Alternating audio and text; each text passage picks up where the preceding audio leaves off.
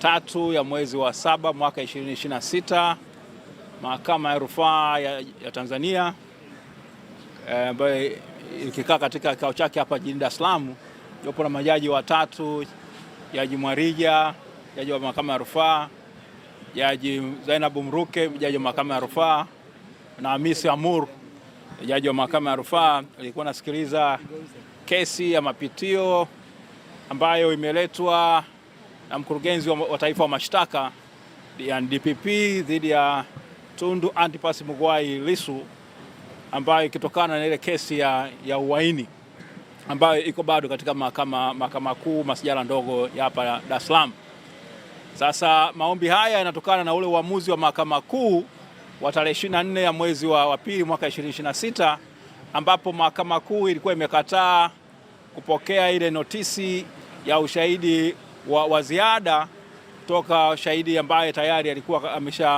ameshaorodheshwa katika orodha ya mashahidi wa mahakama ya ukabidhi au mahakama ya Komitu, ile mahakama ya hakimu mkazi ya Dar es Salaam inayokaa pale Kisutu.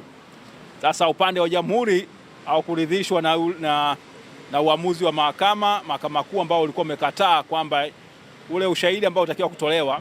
ulikuwa unatakiwa kutolewa na mtu ambaye tayari ni ameshaorodheshwa na kile kifungu cha 308 cha sheria ya mwenendo wa kesi za jinai kinakataza kwamba shahidi tayari ambaye ameshaorodheshwa katika orodha ya mashahidi na mahakama ya ukabidhi hawezi tena kuletwa kutoa ushahidi katika ushahidi mwingine au ushahidi wa ziada katika mahakama kuu. Upande wa jamhuri wenyewe umepeleka maombi yake ya mapitio katika mahakama ya rufaa. Tarehe hiyo 24, mnakumbuka siku ile kwamba tulikuwa tuendelee na kesi, walikuwa maomba ahirisho la dakika 50, wakaenda wakatumia saa 4 nzima. Baadaye walivyorudi ndio wakatuambia kwamba wakatuletea hiyo notice. Walivyoibuka saa 8 na karibu saa 9 kasorobo ndipo walipokuja na hiyo notice kwamba wamekata rufaa mahakama ya wamepeleka na maombi ya mapitio mahakama ya rufaa. Sasa kesi hii imechukua, mwenyekiti ameweza kuonyesha wazi kabisa kwamba tokea tarehe 24 ya mwezi ule wa pili mwaka 2026 hadi leo tarehe 3 mwezi wa 7 mwaka 2026 ni siku 139 ambazo yeye amekaa ndani,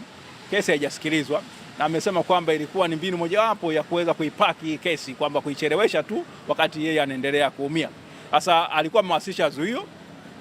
pingamizi dhidi ya maombi ya serikali, akisema kwamba haya ni miongoni mwa aina ya mashauri au aina ya maombi ambayo hayaruhusiwi na sheria, kwa sababu